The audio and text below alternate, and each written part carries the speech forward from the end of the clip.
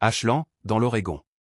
Une ville paisible, au cœur d'une région boisée, réputée pour son climat tempéré, ses résidences tranquilles et sa population discrète. C'est le genre d'endroit où les portes restent entr'ouvertes, où les voisins se saluent en souriant, et où les drames semblent toujours appartenir à un ailleurs lointain, à un monde extérieur bien différent de leur quotidien feutré. Mais ce matin-là, dans une salle de classe de l'école élémentaire du quartier résidentiel sud, quelque chose d'inhabituel s'est produit. Une petite fille de 7 ans, Lily, au visage doux et au regard limpide, a prononcé une phrase qui allait briser à jamais cette illusion de normalité. D'une voix calme, sans émotion apparente, elle déclara à son institutrice. « Papa n'est pas mort, il est sous le plancher. » Le silence qui suivit fut lourd. L'enseignante, d'abord figée, tenta de masquer son trouble. Elle connaissait l'histoire de Lily. Tout le monde la connaissait dans cette école. Michael, son père, avait disparu 2 mois plus tôt, selon sa mère, Jessica. Un départ soudain, inexpliqué, sans adieu. Un homme qui s'en va et ne revient jamais.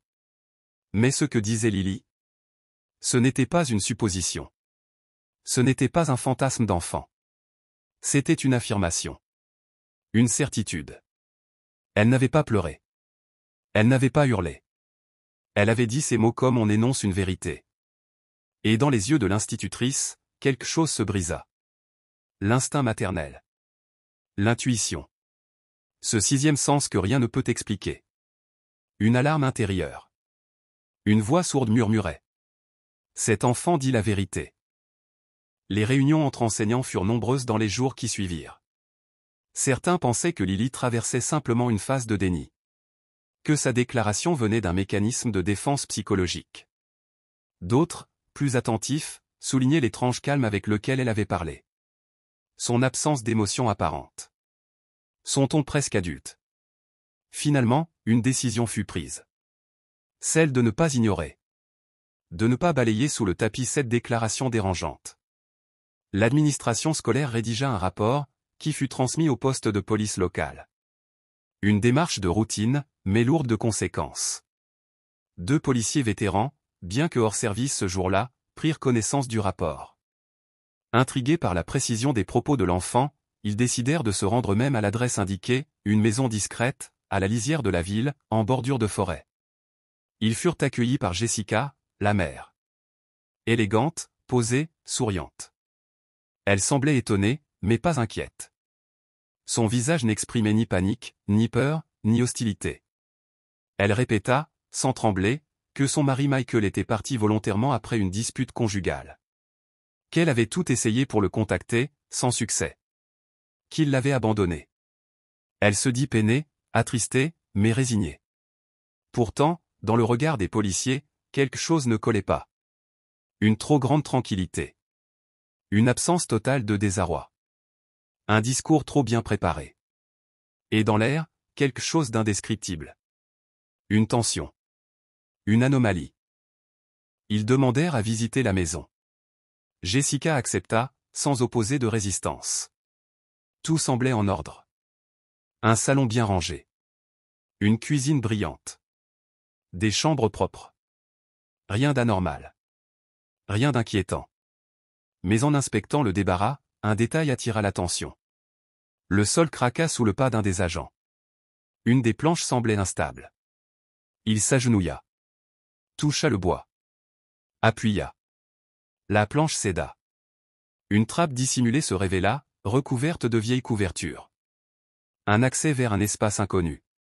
Une sorte de cave. Inaccessible sans grimper. Un trou noir, sans lumière. Une pièce non déclarée. À cet instant, le visage de Jessica pâlit. Ses lèvres tremblèrent. Les policiers comprirent, ils étaient sur le point de découvrir l'indicible. Ils descendirent, lampe torche à la main. L'air était moite, chargé d'humidité. Le sol était en béton brut. Il faisait froid. Et là, au milieu de la pièce, il y avait un corps. Michael. Vivant. Allongé sur le béton. Les poignets attachés avec des cordes épaisses. Les chevilles enserrées dans des draps noués. La peau marquée par l'enfermement. Les lèvres gercées. Les yeux enfoncés dans les orbites. Un souffle faible, mais présent. Lorsqu'il vit la lumière, il tourna difficilement la tête et murmura. « Aidez-moi, je suis là. » Ce cri, presque inaudible, fut un électrochoc. Les policiers appelaient en urgence les secours. Ils remontèrent Michael à la surface. Jessica fut immédiatement menottée. Elle ne dit rien. Aucune larme. Aucun mot. Elle savait que tout était fini. À l'hôpital, Michael raconta son calvaire. Un soir, au dîner, sa femme lui avait servi un verre de vin dans lequel elle avait glissé un puissant somnifère. Il s'était endormi. Et à son réveil, il était ligoté. Il avait été traîné jusque dans cette cave, enfermé comme un animal, privé de lumière, d'eau, de nourriture.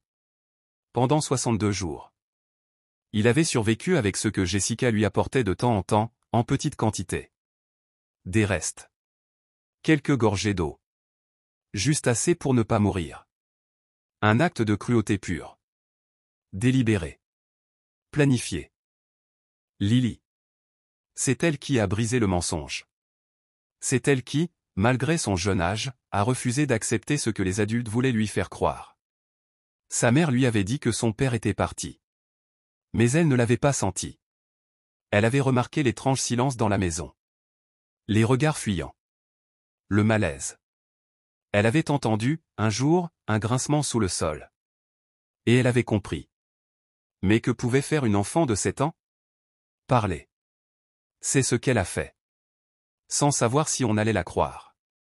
Sans peur. Elle a dit la vérité. Et c'est cette vérité qui a sauvé la vie de Michael. Quand il l'a retrouvée, à l'hôpital, il l'a prise dans ses bras, et a murmuré.